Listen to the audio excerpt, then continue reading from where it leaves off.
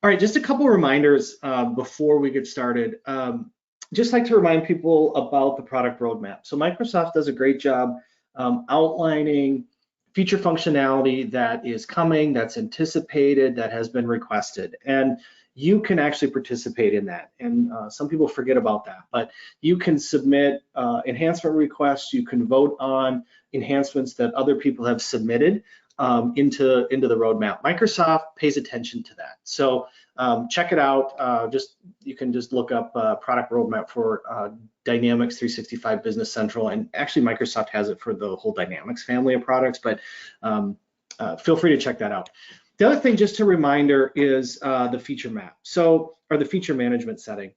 When your system updates, and mine, I got mine updated yesterday. When you do update the system, not all of the features are enabled. So if you go to feature management, this is where you can look at the specific features and determine, do you want those enabled or not enabled? And for example, one that I'm thinking of right now, the pricing, the new sales price experience that was released a couple versions ago, maybe a year ago now.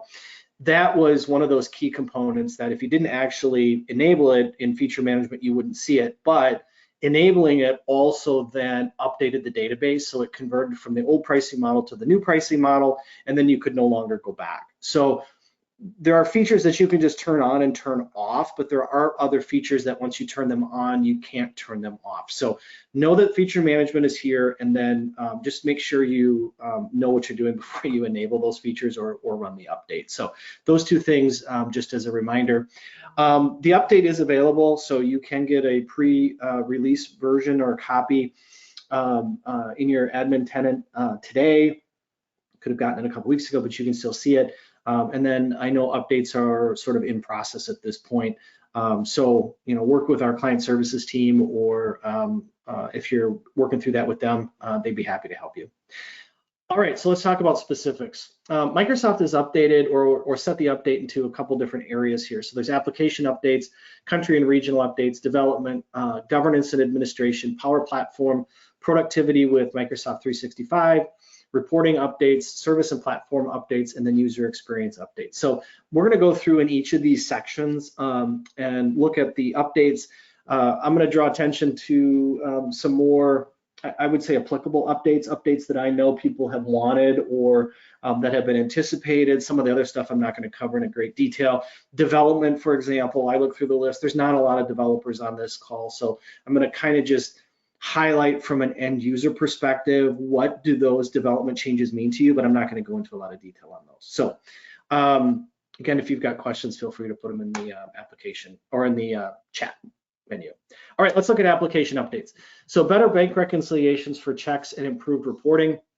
Microsoft continues to make enhancements around the bank reconciliation process and really the functionality here. So there is some improved reporting around the bank rec. And then some additional features around, if you go to like the check register area there. So check those out. Extended text functionality for VAT. So if you are using VAT, the extended text functionality that primarily is used around items is also available for VAT calculations. I know we've got some clients that use VAT, so that would be relevant for them. Financial reporting replaces account schedules. So if you started to look at the updates around financial reporting and account schedules, I don't know that they were very clear about what this is. So let me just show you that. So when you go into finance, before we had account schedules, all this is a simple renaming to financial reporting. Okay, so it's the new name. When you open this up, there's a couple of things that have also changed here, and it's really around a naming convention. So the row definition is what used to be called the account schedule.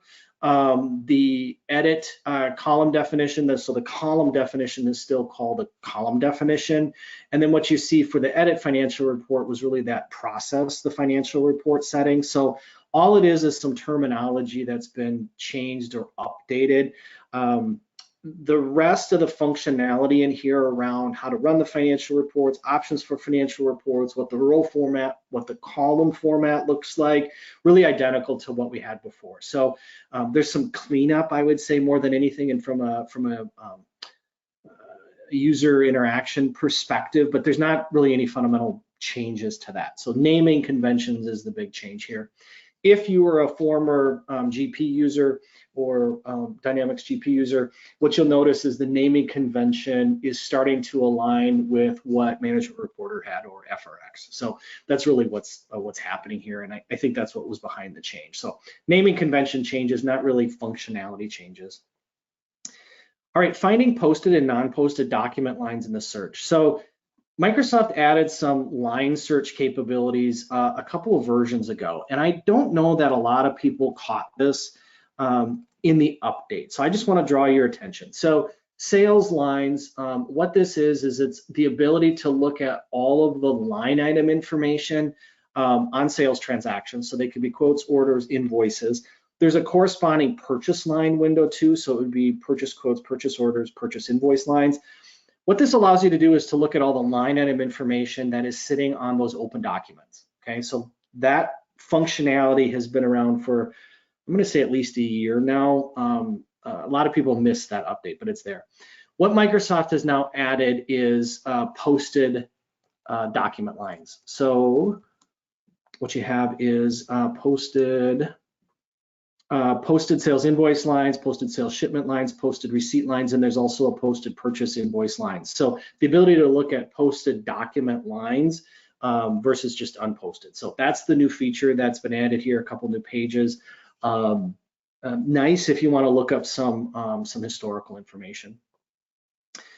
All right, flexible sorting on planning worksheet pages. So if you use the planning worksheet, there's some additional sort capabilities that have been added to the worksheet page, really just making it easier to find data, sort on data, search on data, that sort of thing. So I'm not going to go there directly, but that's there. Making entry of variant codes required. So if you're familiar with inventory on the inventory on the inventory item, we have the ability to set up variants. In previous versions, even if you'd set up variant codes, there was no out-of-the-box feature to make those variant codes or the entry of a variant code required.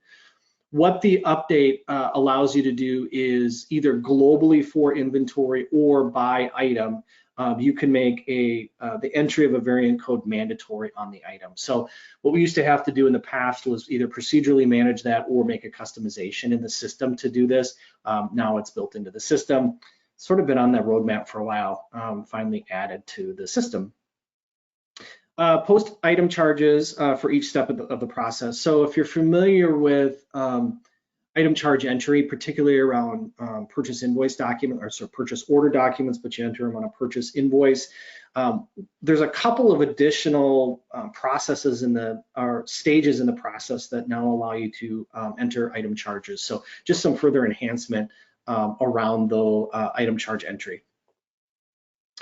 All right, service. There's been some minor improvements around service. And service, I mean the module, the service module area, and it's really around report selections. So if you're familiar with the ability to set up report selections for sales, purchasing, inventory, there's now that report selection for service, which would allow you then to set up default reports for your service documents. It also then corresponds to the document sending profile. I should actually just show you this. The document sending profile, if you're familiar with this on customers and vendors, open this up. Up here at the header, you've got a document sending profile. So this would say, do I want to email or print? And then if I've got the specific document set up for that customer, the vendor, service now is included in those lists. So that's kind of nice. Simpler Shopify connection. So if you're familiar with the Shopify connector I think that was in the last release, Microsoft has made some improvements in terms of how that connector works. And really what they've done is they've simplified setting up that connector. If you use Shopify, it's a nice connector option with Business Central. All right, track items that are used in projects, including picks. So each of the last few releases we've been seeing, I would consider maybe some minor enhancements to jobs. This is another one in that list. So if you use inventory items on jobs, you've got the ability to do item tracking, selection on the on the planning line. So like you can do on a sales order, you could pick a specific serial number or lot number. You can do that on a job now as well. And then that also includes picks that are associated with the job. So some enhancements around inventory related to jobs. New VAT date field on documents and entries. And really what this is the VAT date, the date used for the calculation of the VAT tax is now sitting on the document lines and the document entries. So just some additional VAT functionality.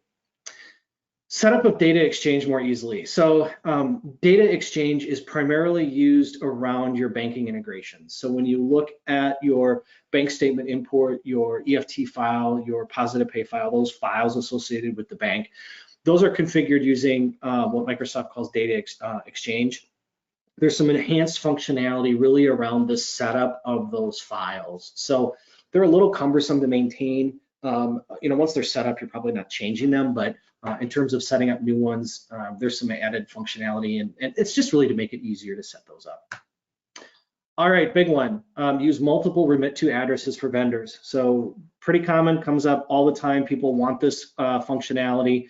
It's been a long time coming, but it's finally here. So on your vendor records, you now have the ability to do, so under related vendor, we've got order addresses, and we now have remit addresses associated with the vendor. So I'm hearing a lot of applause and a lot of VAs on that feature. So finally here, available for us. All right, reverse payment reconciliation journals. This has been a common one too. So if you do a payment reconciliation, there wasn't a way to reverse that. So it would be really a series of manual transactions. Microsoft has added a reverse capability there. So it's a lot like the reverse general journal transaction. If you pull up a posted general journal transaction, you have the reverse entry, same functionality now on the payment reconciliation journal. So nice added feature. All right, let's look at country and regional support. So there's a lot of local country updates, and really what I would do is I would direct you to the 2022 Wave 2 update releases for that. So if you have one of your environments, if you've got it installed or set up with country localizations. So I know we do have a couple of clients that have done that. UK, Germany, Indonesia, India, I think are the ones that I'm aware of. Brazil, maybe another one. There are updates for individual countries. So I'm not going to go through all the details on those, but there's actually quite a few updates.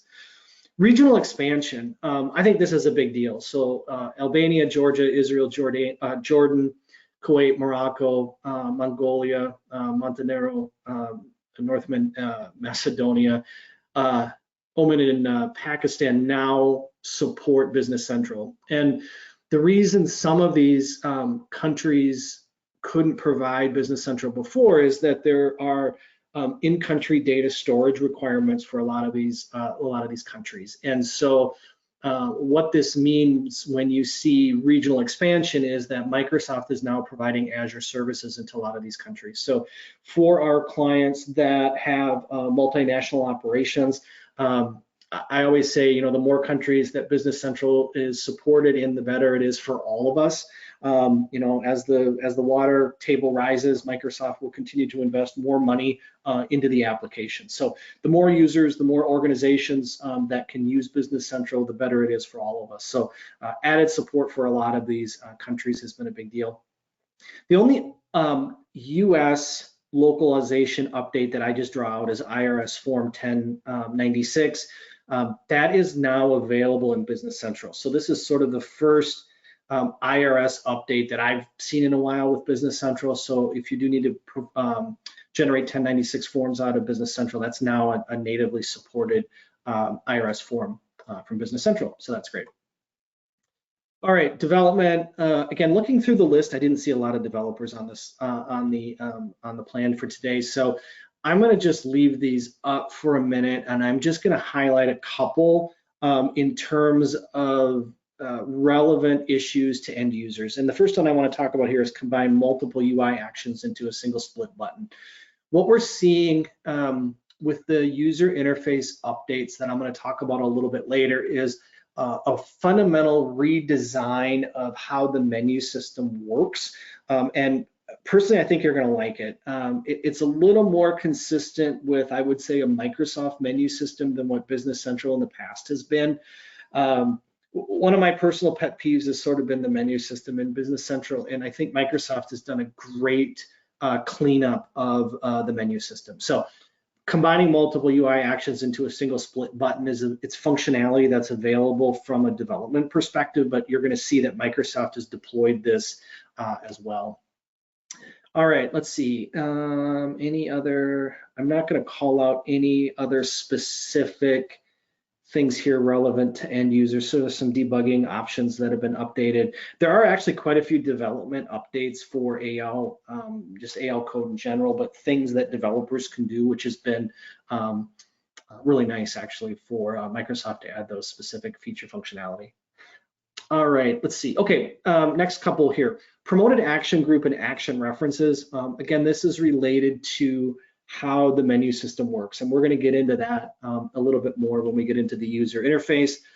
Improved tooltips though, a little bit on the tooltips, and you may not have noticed this, but Microsoft is actually making quite a few updates in the tooltips. So as I hover over name, you'll notice that the tooltip has been updated visually. So it's a little more, I don't know, they call it a modern client, but it's an update to the tooltip. And you'll notice that all the fields have tooltips on them, and some of the menus and some of the shortcuts do as well. So those tooltips have been updated in the system. Developers can get to those tooltips if they need to. You'll also notice then that the primary key indicators on the tooltip. So when we were here and looked at, let's say, number, and that one doesn't have it, but it did list that the number was listed. So you're going to see that in the tooltip a little bit later. A little bit down there at the bottom, view size of text code fields in the page inspections. So if you're familiar with how a page inspection works, it's a handy little tool under help. If I go to help and support, there's this inspect pages and data option there. And what this allows me to do is to actually look at the fundamental makeup of the page, the table. It will show me the fields that are on here. It'll show me extensions that have been loaded, any page filters that have been loaded. The key thing here, though, is that you've got more information about the data type on here. So if you're using Jet or Power BI or some other report writers and you need to know the length of a field, that's now visible as part of that inspect pages and data section. Let's see, anything else here to go to? No, not specifically. If you're using XML ports, there's some parameters there, which is a nice change. The other one here is this extended general ledger posting aggregations. So if you are a longtime user of Business Central and you go back as far as an on-prem nav environment, and this would be pre-extensions, it was pretty common with developers or the ability to actually modify the posting routines with nav. So this is, again, a long time ago with Seaside code. Up to now, we haven't had the ability to get really into those posting routines. And Microsoft has now extended or has opened up those posting routines for development. So if you have some pretty complex extensions, you've got the ability now to insert code into the posting routine here, which is, again, was pretty common in the old nav days, in the old Seaside days. So long-term developers are going to appreciate this enhancement. It is going to allow us to do maybe some more efficient programming, I would say, around changes to the posting routines. So it's a plus from that sense. All right, governance and administration. So get better communication as an admin. So this is related to the Business Central Admin Center. I'm not going to go into a lot of details with this, but Microsoft is improving the communication that's being sent out to people regarding system updates, system availability. There's new messages inside of the Admin Center if there are error messages, issues with extensions, etc. So this is going to help really administer the system better. Service-to-service authentication with an admin API really deals with, again, service communication. For end users, I would say this is just enhanced security around that. That's probably how it would be relevant to you. Cloud migration, data updates for extensions. So if you have an on-prem Business Central system. There's some added functionality around how extensions get migrated from an on-prem to the cloud or to the SaaS version of Business Central. And so there's some enhancements around really data management for those upgrades. Data license users, so this is just some improvement performance-wise from the connection between the Business Central Admin Center and your Office Admin Center. If you are someone that manages licensing, you notice that that sometimes that update, that synchronization can take a while. Microsoft has made some changes, so that's going to run a lot faster. Migrations from Dynamics GP, probably not relevant if you're on this call because you're already a user, but there's some enhanced capabilities around the data movement from GP.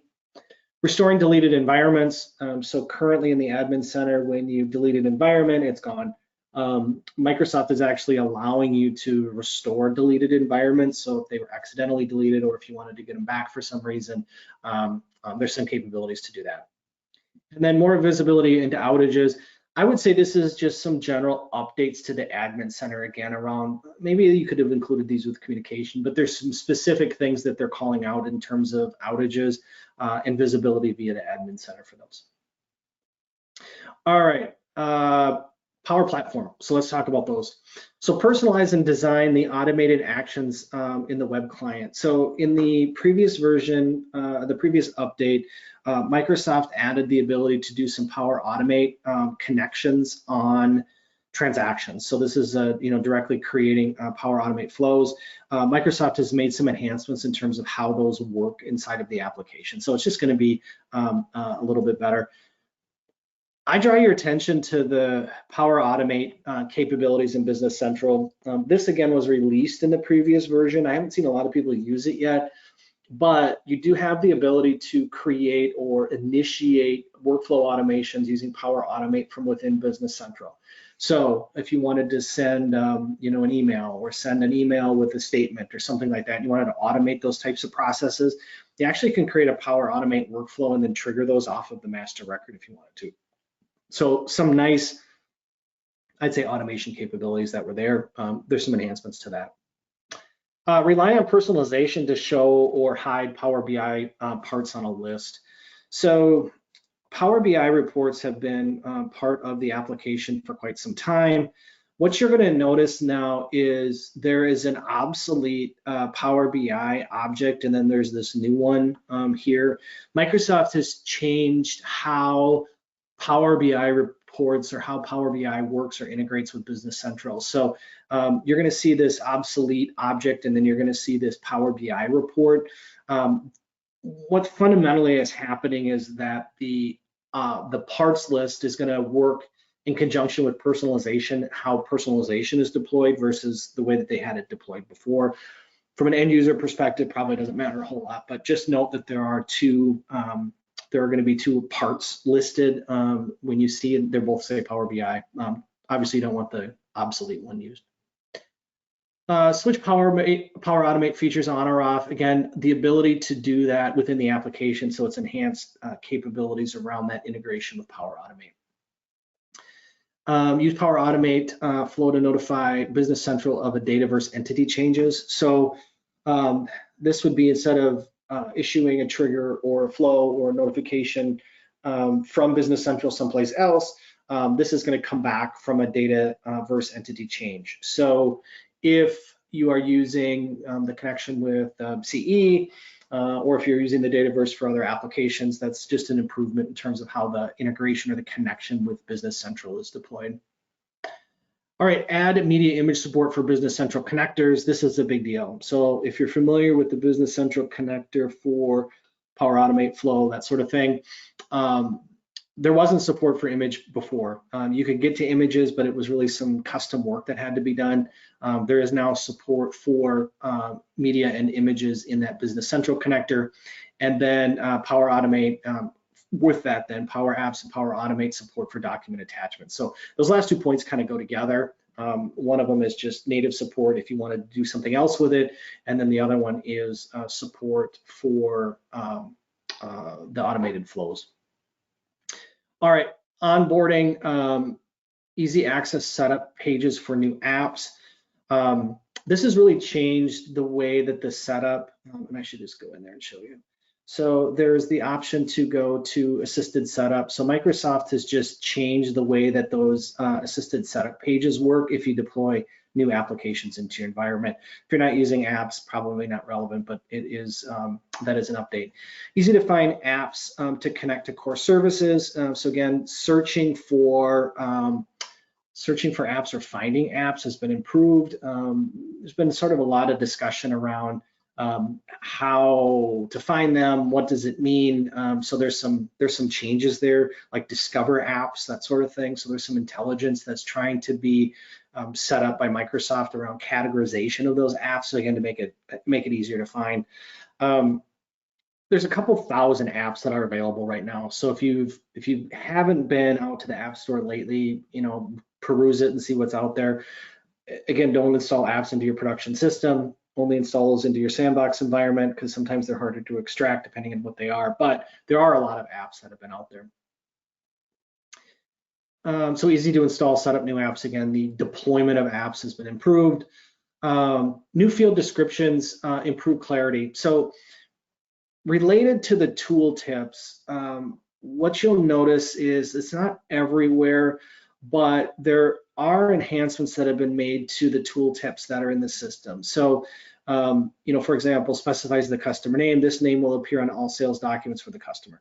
So I think before it says specifies the name for the customer. What you're going to see with this enhancement is some initial or some additional descriptors that show on those tooltips.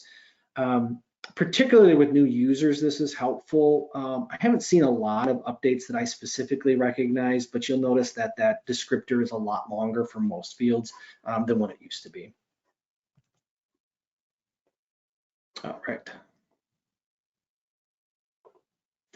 All right, productivity. Configuration with OneDrive.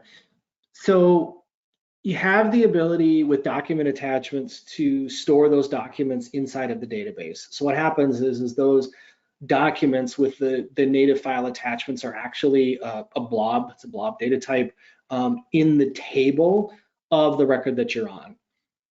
We have the ability to configure OneDrive for those document attachments. And the plus side of that is you're not taking up database storage for those document attachments. They're actually going into OneDrive. So I would encourage you, if you haven't checked it out and you're using document attachments, to check out what that OneDrive integration looks like, because it probably would, well, certainly would save you on some storage availability using OneDrive. Delegated admins can have the ability to get to edit in Excel. Probably only affects your partner. So that would be your support person, but they have the ability now to use edit in Excel. If you're not familiar with that feature, it's the ability really to manage your record set in Excel. So you're using Excel as a client. Prior to this, partners didn't have direct access to that, so we weren't able to use that tool. So hopefully should make it a little more efficient. Sharing to Teams action now has a preview link. So if you're not using Teams, check out the shares to Teams. Microsoft is making improvements really with each version of Business Central in terms of their integration to Teams. So this is now a preview function that's added to the application. All right, let's talk about reporting. So the ability to choose a report layout on the request page. So this has been a request for quite some time, and Microsoft has added that. So let me show you how this works. I'm just going to pick a sales report. What you're going to notice now is I've got two additional features that show up at the top here. So these are prior to your options in your filters area, but I've got the ability to select a printer, which wasn't here before. I also have the ability to select a report layout. So if you have multiple report layouts available for a particular report, end users now can select which report layout they want to use. So I think that's a nice feature enhancement for the application. New dedicated APIs for financial reporting. So this is an enhancement obviously to the API engine, but it's tied to financial reporting. So if you're using Power BI for financial reporting or something like that, there's some additional enhancements around that API. They're in a different section. So if you're using Power BI to connect to those API endpoints, there's a new, I forget the name, I didn't write it down either. There's a new categorization. So you'll see the ones that were there before, but there's a new one that's listed now for these enhanced APIs. You can run and send reports from the request page. So this is, we had the ability to run reports before, but there's some enhanced capabilities on running and sending them out on the report. So that's kind of nice. All right, service platform. So continued performance enhancements. So Microsoft is calling this a faster data stack. What it's really related to is how flow fields load on a particular page. So I'm just gonna take this customer list, for example. So these are, Microsoft calls these flow fields. So this balance due, sales, etc. These numbers are calculated when the page loads. And so each of these fields, even let's say with a fact box over here, this balance is a flow field, again, outstanding invoices, outstanding orders, service information, etc. All of these are flow fields. What Microsoft has done as they've analyzed really the amount of time to load data into a page is to see that having these flow fields will have a tendency to slow things down a little bit. So the first recommendation from Microsoft was, for example, if you're not using service here, take these fields off the page. It might be minor enhancements in terms of performance, but you might see some performance improvements there. But what they've done is they've actually changed how the flow fields are calculated and how they're displayed on the page, which also should enhance performance. So if you've got a smaller data set, you probably won't notice any change. If you've got a larger data set, you might see a little more impact in terms of performance improvement on that. The other thing is related to how obsolete fields are loaded onto the page. So if a field has been marked obsolete or it's no longer in use, those values are not being calculated when the record loads. So a little bit of a technical explanation there, but in general, what you should see is faster UI performance. Again, I applaud Microsoft for continuing to not negate or not continue to look at and improve performance. They continue to do that. So again, I applaud them for that. All right, get Power BI reports on telemetry. So this is related to the admin center, but telemetry is really monitoring sort of things that are happening from a back-end perspective. We now can generate Power BI reports using that data set. So if you want to know sort of what's happening with your system more from an admin perspective, that's now starting to become available for us. And then compile against installed app source apps. This is really related to the upgrade process. So just know that Microsoft continues to make improvements to the upgrade process for each version really. All right, user experience. So let's talk through that. Auto save as you work. So everyone's probably familiar with the save function inside of Business Central. So as you update records, what you're going to notice is that saved icon changes from not saved to saved. So if you're not familiar with that, when you tab off of here, it says saving and then it says saved. So really what it's doing is Business Central is saving data, it's updating the database as you're interacting with the data set. What Microsoft has done is they've improved that auto save functionality on the tablet app and the phone app. So if you're not familiar with the apps, they're free. Go to iOS, Android, or the Windows Store. You can download those apps, put them on your phone, put them on your tablet. Same user ID and password that you use to access your your browser, you can use on the tablet or on the phone. Again, the saving process that the apps use is more in line with the way that the Business Central browser works. So that's really what those enhancements are. Experience related to UI elements. So let's talk through this a little bit. What you're going to notice is that the user interface, I would say, has had a subtle change to it. So in some of these fields, let's say blocked, for example, what you're going to notice is a little bit of rounding on these fields. You're going to notice some colors, some font changes. I find the changes that have been made pleasing to the eye personally. I realize a lot of this is a matter of opinion, but the way that your tooltips work, the way that these drop downs work, there's some enhanced UI elements that have been made to the system. All right, switch companies across all environments. This is awesome if you are working across multiple environments. The icon up here now to switch companies, you can see I've got a production, I've got academy environments, I got pre-sales environments.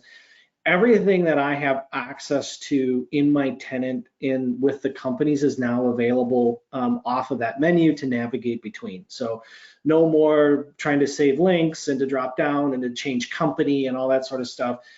This is a really nice enhancement if you've got multiple environments or multiple companies that Microsoft has added. So again, big applause for that one. Modern action bar. This has been interesting for me personally. Microsoft makes changes to the menu system almost with each version. Come to just expect it. But what you're seeing with this version, I think, is really some nice enhancements. And I'm just going to pull up the item, for example. So what you're going to see is there's a new initial set of menu items to the left. And then what we've always remembered as, actions related reports, et cetera, on the right. And there's a little bar icon between them. What you're going to notice is that what I would consider more commonly used shortcuts are going to show up in these sections. So I find this more intuitive than what we had before. So, under process, under items, for example, I've got my approvals, attachments, attributes, et cetera. The way that this menu system works has also changed a little bit. So let me take this actions menu and then go to item. What you're going to see is this other section here. And what they've done is instead of having menu items listed multiple times, by default, what's going to happen is if that menu item is in one of those promoted categories on the left, it's going to drop into this other category. Really, what I found is it cleans up the menu system quite a bit. So you'll notice this on your master records. Let me just take a purchase invoice. Everybody probably does payables. You're going to notice on the purchase invoice on your transaction screens as well, a different menu system. Honestly, I've been working with this for a couple weeks now. I've adjusted pretty easily to it, but just note that you're going to have some adjustments to the menus, where things show up in the menus, that sort of thing. Again, I would say it seems to be more intuitive to me. You may not feel that way, but I found it more intuitive than what we were dealing with before. So hopefully you like that change. That split menu action was also part of the UI where the menu item may show up in two places and then roll it under other. That's what that development reference was to at the beginning. All right, legacy views will be hidden. This really dealt with some changes in terms of how list views worked. And so we had legacy list views, we had new, more modern list views with Microsoft. Microsoft has really pulled those legacy list views off. So if you haven't made the transition to the new ones yet, which I think anybody that's maybe a more current install, you've already made the transition. But those other ones are deprecated. They can be unhidden. So just note that if you get users that say the list that they used to work with is gone and they want it back, you're eventually going to have to transition them. So maybe now is the time to do it. But if you did want to get the other one back, there is a way to do that. So just check the document references and you can get them back. But I'd encourage you to move people forward. Appreciate your time. I hope you're enjoying using Business Central. Again, Microsoft continues to make investments in the product, which I'm really encouraged to see all the time. Remind you to check out the roadmap. You can vote, you can submit enhancement requests, and then don't forget about feature management. So if you go in and your system's updated, you're not seeing something in particular that you expected it to, check out that feature management setting and see if it's not, if that feature is turned on or not yet. So